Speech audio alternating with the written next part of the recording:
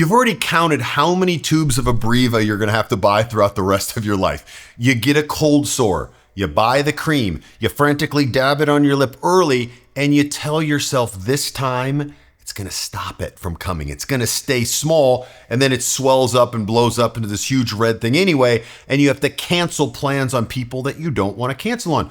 The cream was never the thing that was gonna keep it small, because that's not what creams do. And I wanna be honest here, topical creams are not useless, they do something.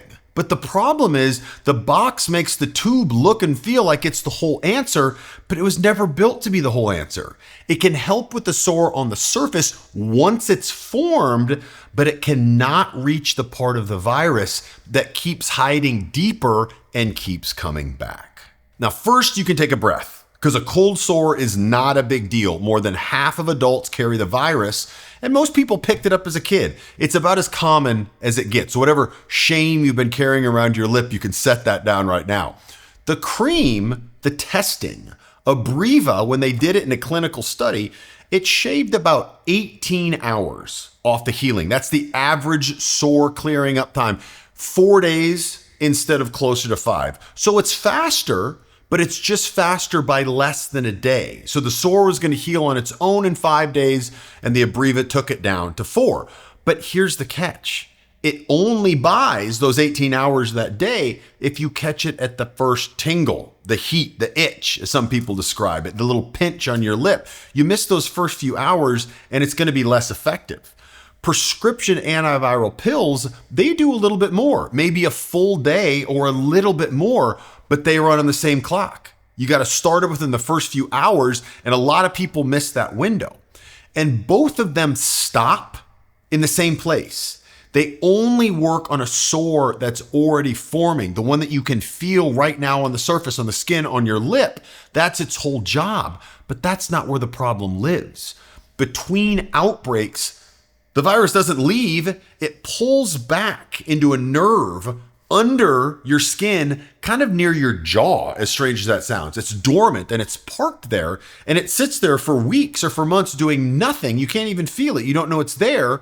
Then, on its own schedule, because of stress or sun, or maybe you get a cold, or maybe sometimes nothing at all, it wakes up, travels back down that nerve to the surface, and that's when it starts the next sore.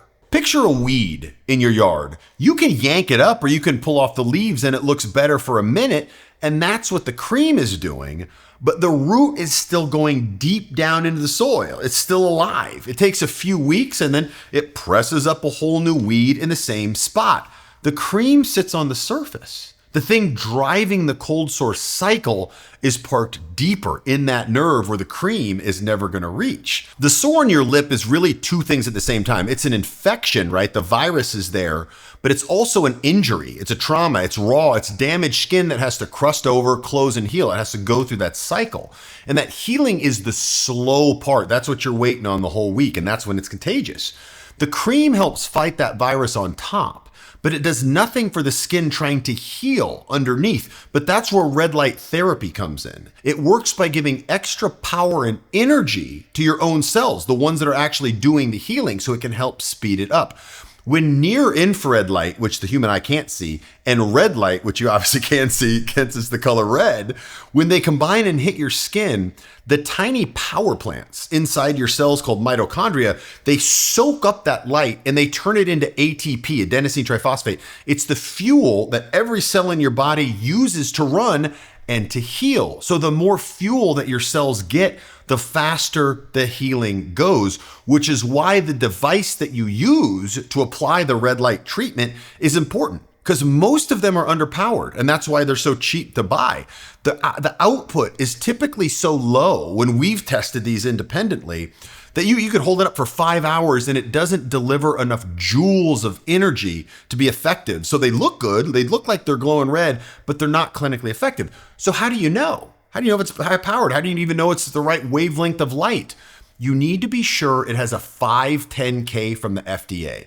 That's something that the FDA issues that says two very important things. Number one, it outputs what it says it does. It's the right power and the right wavelengths to be clinically effective, which just means all the studies that show that it works use devices that have the same output. But number two, that it's safe. That's also very important. All these other devices that you see, if they don't have a 510K, there's no one checking anything. The output, the safety, absolutely nothing at all. So it's important that you look for one with the 510K. I founded Luminance Red, and we created the Luminance Red cold sore device specifically for this. We have a 510K clearance, and we test the output of every single device before we ship it out so you can know what you're getting. I'll put a link to that below if you want to check it out, and I'll talk to you there.